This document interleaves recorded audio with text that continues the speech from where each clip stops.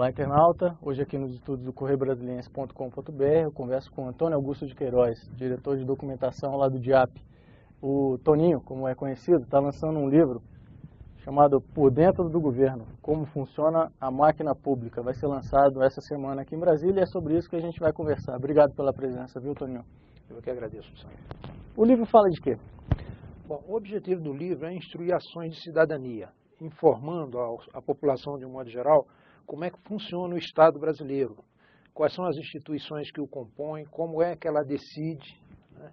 Quais são as instâncias e autoridades responsáveis pela concessão de determinados direitos e, principalmente, mostrar que o Estado dispõe de 3 monopólios. O monopólio de legislar, portanto, de fazer leis que obrigam a todos e a cada um. O poder de tributar, portanto, de arrecadar compulsoriamente de toda a população impostos, taxas e contribuições. E o poder de punir, ou seja, de arregimentar exército, poder de polícia, etc. E esses 3 monopólios são exercidos pelos 3 poderes, o executivo, legislativo e judiciário. E o objetivo é exatamente mostrar quais são as competências, as atribuições de cada um desses poderes e, principalmente, para a vida das pessoas. Quer dizer, há uma série de direitos e garantias, conquistas da humanidade, que só foram possíveis com a eliminação do sistema autoritário e a adoção de um Estado moderno, um Estado democrático. O objetivo é exatamente este. Percebemos que as escolas, as universidades, os próprios jornais cometem uma falha grande de não informar para a população o que são, o que faz e como funcionam as instituições. E é por intermédio dela que a população recebe serviços públicos do governo e é através delas que são formuladas as políticas públicas que afetam a todos nós, seja no plano distributivo, no plano redistributivo, ou mesmo na regulação entre pessoas e as instituições. Então é fundamental conhecer como é que funcionam os poderes das instituições, porque tem forte influência sobre as nossas vidas. Pois é, e costumam culpar sempre a burocracia, pela lentidão, pela imperfeição das coisas.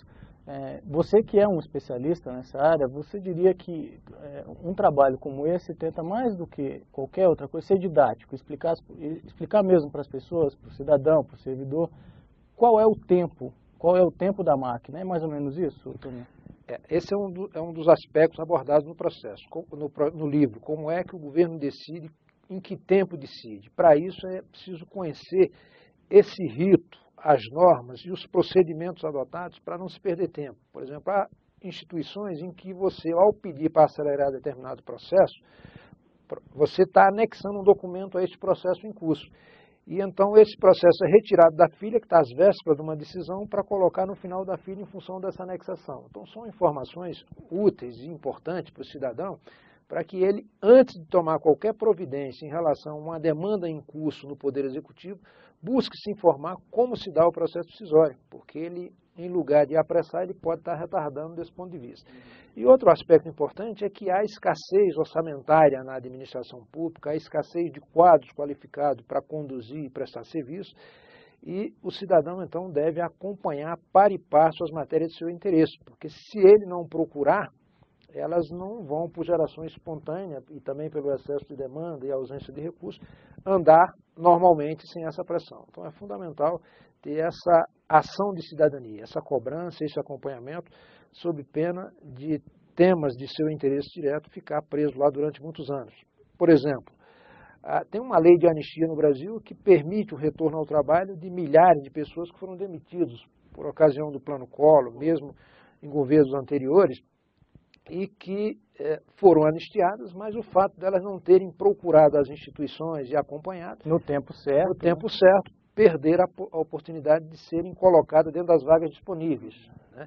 Então, são informações de como funciona o Estado, fundamentais para que as pessoas possam efetivamente usufruir dos direitos sociais, dos direitos políticos, dos direitos civis, dos direitos difusos, dos direitos coletivos. E, mais recentemente, os bioéticos na área de eutanásia, de aborto, de preservação da vida. Você acha que, nesse caso, fundamentalmente o que falta é transparência? Às vezes, a burocracia, o Estado não conversa com com o contribuinte o suficiente, ou mesmo com o servidor, para fazer se entender de que precisa de tais documentos, de que precisa de tal período, de tal comprovação, para que aquilo que está sendo demandado seja efetivamente cumprido? Esse é um problema gravíssimo, não apenas de transparência, mas principalmente de prestação de serviço direcionado à população no sentido de informar quais são os seus direitos e como efetivamente obtê-los e implementá-los.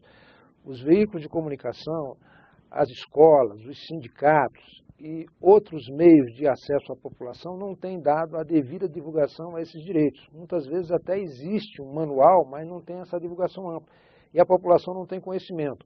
Hoje se encontra disponível na internet todas essas informações, mas muito pouca gente tem acesso a esse meio de comunicação importantíssimo. E por isso fica prejudicado. Então é fundamental que haja o retorno à escola de uma disciplina semelhante àquela que foi retirada em 1996 com a Lei de Diretrizes e Bases da Educação, que é a disciplina Organização Social e Política. Desde que foi abolida essa disciplina, pouca gente sabe como é que funcionam as instituições, quais são os seus direitos, e isso é uma barbaridade do ponto de vista da cidadania. Mas sem querer fazer a defesa do mau funcionamento de órgãos e do Estado de uma maneira geral, até certo ponto isso é compreensível, porque as pessoas não sabem ao certo, por exemplo, quando demandam algum serviço público, não sabem exatamente que essas informações estão ali disponíveis, ou se sabem, não as consultaram.